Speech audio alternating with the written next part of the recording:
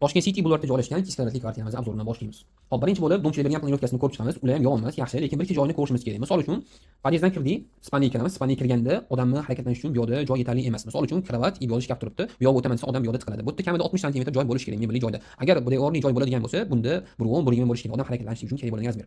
Sanuzel qismimizda, sanuzelda ham eshikdan kirganda to'rli unitaz berilmagan, yaxshi tetroda turgan yaxshi unitaz, to'g'riga pini bergan yaxshi. Hop, buni olib tashlab turib, o'zimiz mijozimizda talabadan kelib turgan holatda taklifimizni ko'rsatdik. Ikkala eshikni qoldirdik, o'rtadagi devorni ochib tashlab turib, hamma qismini buzmadik, ozgina qismini buzib tashlab turib, zonaga uzatdik. Bu yerda ikki chetga dam oladigan zona, o'rtaga umumiy mehmon kutadigan zonamiz bo'lyapti. Hop, podyezddan mehmonlarimiz keldi, bu yerda oyoq kiyimini yechadi, to'g'rida zalga ko'zi tushadi. Zalda ham ikkita zonaga ajratganmiz, stol va divanli zonamiz bo'lyapti. Zal razmeri deyarli 5 ga 8 razmer bo'lyapti, 8 metr bo'lyapti.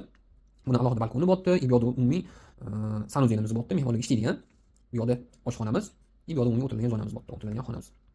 Buni ham o'zini alohida, buni ham o'zini alohida balkoni bo'lyapti. Bu yerda alohida spalniya bo'lyapti, kattaligi. Buni ham zonaga ajratganmiz, alohida garderobli zona, dam oladigan zona bo'lyapti. Bu yerda ikkita eshikdan kiradigan sanuzelimiz bo'lyapti.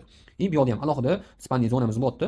Buni ham o'zini alohida sanuzeli bo'lyapti, eski zonamiz, plastik xonamiz bo'lyapti. Nima deysizlar? Buni domchilar bergan mana shu plani bo'yicha qoldirib turib, o'rtadagi devorni shuni ochib olganimiz yaxshimidi? Qolganini qoldirib turib yoki bo'lmasa qayta individual planovka ko'rsatganimiz yaxshimi? Fikrlarni kommentga qoldiringlar. Rahmat.